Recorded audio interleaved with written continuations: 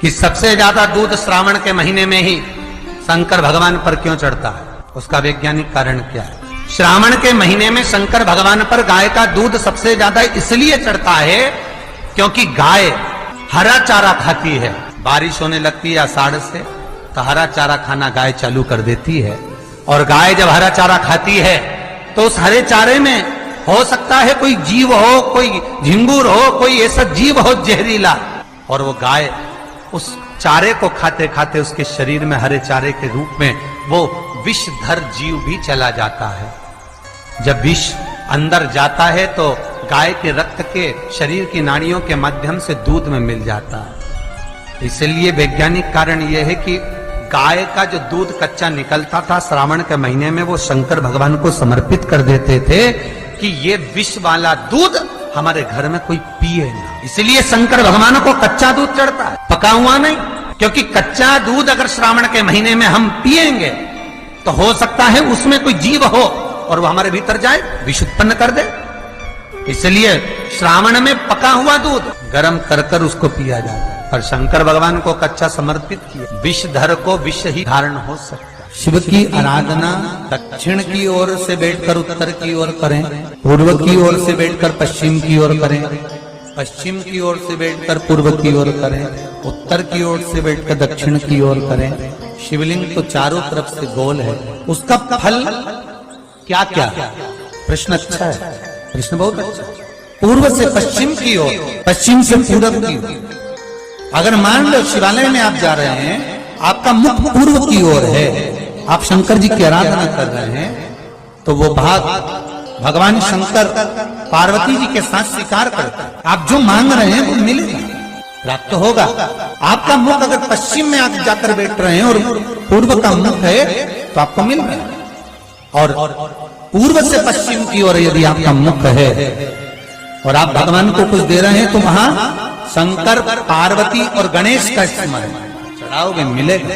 उत्तर से दक्षिण की ओर मुख कर कर बैठकर आप शिव की आराधना कर रहे हो, कार्तिकेय, गणेश, पार्वती, शिव को प्राप्त कर रहे हो। आपका दिया गया भाग पितरों को भी प्राप्त हो। पर जब हम दक्षिण में बैठकर उत्तर की ओर मुख कर कर भगवान शंकर की जब आराधना करते हैं तो केवल शंकर पार्वती या गणेश और कार्तिकेय नहीं, शंकर भगवान की अशोक सुंदरी, 5 कन्या, जया, विषहरा, सामरी, वारी, गौतली, देव और शंकर भगवान के जितने गण हैं और भगवान शंकर के दरवाजे पर रहने वाले द्वारपाल हैं, भगवान शंकर के उस जलाशय के सम्मुख में 33 कोटि जो देवता हैं, वो जब हम एक बेलपत्र भी अगर उत्तर की ओर मुख कर कर भगवान शिव को समर्पित करते हैं तो वो सारे देवताओं को स्वीकार हो जाती है और वो कार्य तुरंत सफल हो। दक्षिण की ओर, दक्षिण में भगत बैठता है, उत्तर की ओर जलाधारी रहती है। महाराज देखिए कितनी विचित्र लीला है। पंडित जी आपको पूजन करने बिठाएंगे तो कहेंगे पूरा पश्चिम में बैठो, पंडित जी अगर बिठाएंगे तो कहेंगे पूरा पश्चिम में बैठो, पर शंकर का अनुमोदन करने वाला, शिव का स्मरण करने वाला, शंकर की पूजन करने वाला, शंकर को जल चढ़ाने वाला, अगर वो पूर्व में बैठकर चढ़ा रहा है, पश्चिम में बैठकर चढ़ा रहा है, उत्तर में बैठकर चढ़ा रहा है, उसका फल मात्र 25% है। और शंकर को अगर दक्षिण में बैठकर उत्तर की ओर मुख कर जल चढ़ा रहा है तो उसका पुण्य 1000% है महाराज। उसका पुण्य आनंद में प्राप्त हो जाता है, उसको कम नहीं हो सकता, वो बढ़, उसमें कमता नहीं रहती। एक प्रैक्टिकल करके देखना, छोटा सा प्रैक्टिकल, छोटा सा है। मान लो किसी व्यक्ति को बहुत तेज बुखार आ रहा है, बहुत तेज बुखार है, कोई बच्चा है, कोई बड़ा है, उसको बहुत तेज बुखार आ रहा है। अब आज के जमाने में बुखार कोरोना के चक्कर में भी है, वो भी ध्यान रखना हो।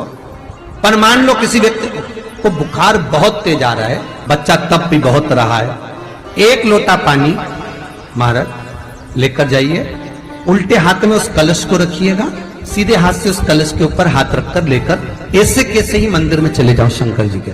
दक्षिण की ओर खड़े हो, उत्तर की ओर मुख करो, एक पात्र भी लेकर जाओ, उस पात्र को जहां से पानी गिरता है वहां रख दीजिए और उस पानी को शंकर जी को चढ़ा दीजिए। उस पानी को लेकर जाओ, एक बाल्टी में डाल दो, दूसरा पानी उसमें भर लो, जिस व्यक्ति को बुखार आ रहा है उसको स्नान करा दो। 15 से 20 मिनट के बाद में 20 मिनट भी जान दो, अगर आपको लगता है कि शरीर ठंडा हो गया, और आधे घंटे बाद उसको फिर आप टेम्परेचर नापेंगे, बुखार धीरे धीरे समाप्ति की ओर आ जाएगा, बुखार टिकेगा नहीं उसके शरीर। तांबे का लोटा जिसका मुख छोटा हो, गला लोटे का मुख छोटा हो, ऐसे लोटे से जब हम भगवान का अभिषेक या पूजन करते हैं तो उससे बीमारी समाप्त होती है और रोग छिन्न होता है। तांबे के लोटे से शंकर भगवान को दूध चढ़ाना चाहिए, नहीं चढ़ाना चाहिए? शास्त्र कहता है तांबे के लोटे से दूध चढ़ाने से पूत छिन्न होता है, इसलिए तांबे के लोटे से दूध ना चढ़ाएं। अगर दूध चढ़ाना है तो स्टील का पात्र ले लें, चांदी का पात्र ले लें, आदि दूसरे पात्र ले लें, पर तांबे के पात्र से दूध ना चढ़ाएं। फिर तुलसी के गमले में पानी बिना नहाए नहीं डालना चाहिए क्या?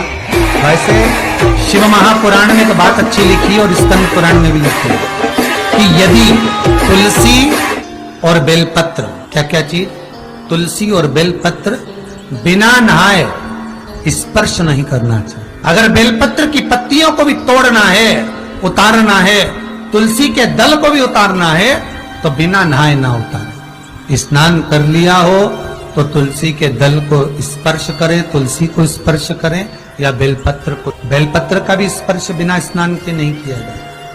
शिव महापुराण के समझ में आता है? सीधा बेलपत्र और उल्टा बेलपत्र समझ लेना, बहुत अच्छे से समझिएगा। शिव जी के सम्मुख में शंकर भगवान के शिवलिंग पर जब बेलपत्र चढ़ता है तो बेलपत्र का जो सीधा भाग होता है वो शिव जी के शिवलिंग पर होना चाहिए, उल्टा भाग ऊपर होना चाहिए। बहुत ध्यान से समझना हो।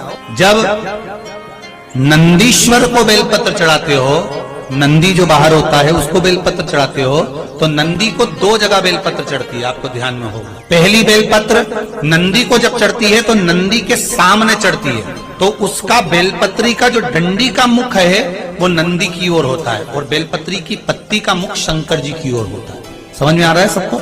डंडी का मुख, जैसे नंदी ऐसे बैठा है तो डंडी का मुख नंदी की ओर होगा, पत्ती का मुख शिव के, और ये सीधी की सीधी नंदी के सामने नीचे रखा जाता है, नंदी के सामने। और एक बेलपत्र जब नंदी के ऊपर चढ़ती है तो डंडी का मुख शिव जी के ऊपर होता है, और इस पत्ती का मुख नंदी के सिर पर नंदी की ओर होता है।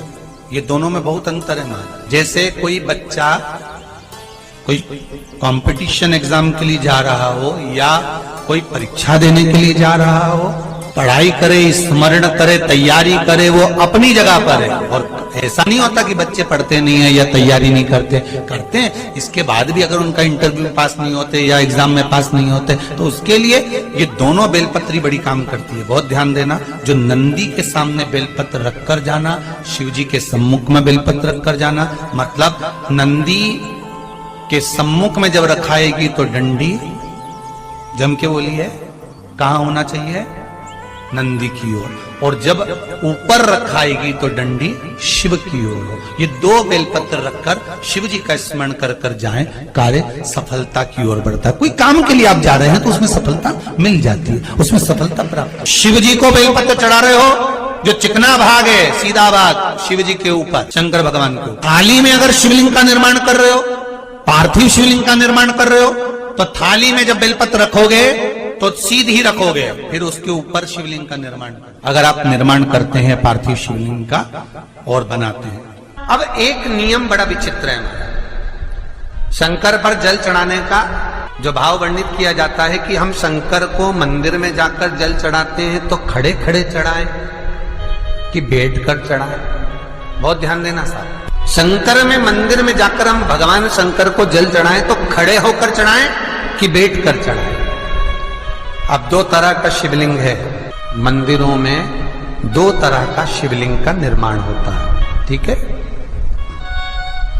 एक विष्णु शिवलिंग, एक शक्ति पार्वती शिवलिंग।